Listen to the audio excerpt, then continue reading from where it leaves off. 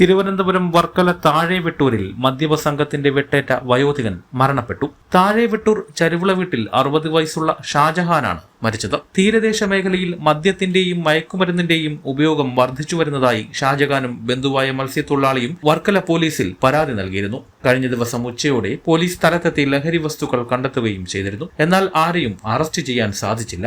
ഇതിലുള്ള വൈരാഗ്യം കാരണം ലഹരി മാഫിയ സംഘം കഴിഞ്ഞ ദിവസം ഷാജഹാന്റെ ബന്ധുവായ മത്സ്യത്തൊഴിലാളിയെ മർദ്ദിച്ചിരുന്നു. ഇത് സംബന്ധിച്ചും വർക്കല പോലീസിൽ പരാതി നൽകിയിട്ടുണ്ടായിരുന്നു. ഈ വൈരാഗ്യത്തിലാണ് കഴിഞ്ഞ ദിവസം രാത്രി 6 അംഗ സംഘം വയോധികനെ ആക്രമിച്ചത്. ഷാജഹാൻ കടൽ തീരത്ത് കൂടി ഇരുചക്ര വാഹനത്തിൽ സഞ്ചരിക്കവേ പതിയിരുന്ന സംഘം മാരകായുധങ്ങളുമായി ആക്രമിക്കുകയായിരുന്നു.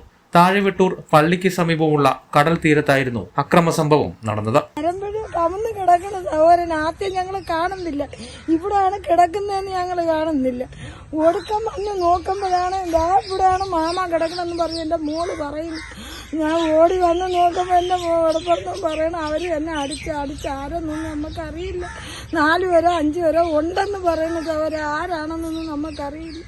ഞാൻ പറയണ കിക്കാ നീ എന്തിനൂടെ വന്ന്? അപ്പൊ പറഞ്ഞ ഷിബുവിനെ അടിക്കാൻ വേണ്ടി ആരോ വന്നെന്ന് പറഞ്ഞു. അങ്ങനെ ഞാൻ വന്നതാണെന്ന് പറയണു.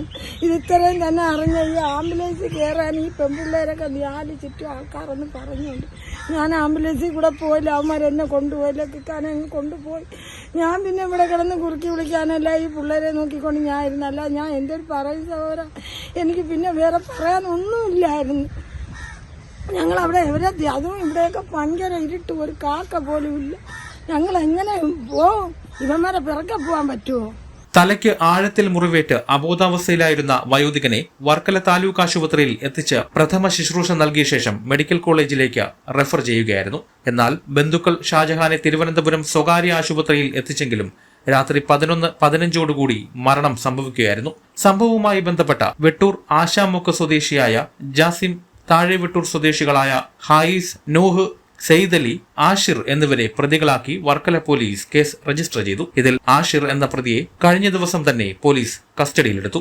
മറ്റു പ്രതികൾക്കായി വർക്കല പോലീസ് അന്വേഷണം ഊർജിതപ്പെടുത്തി. വിസ്മയ ന്യൂസ്, വർക്കല.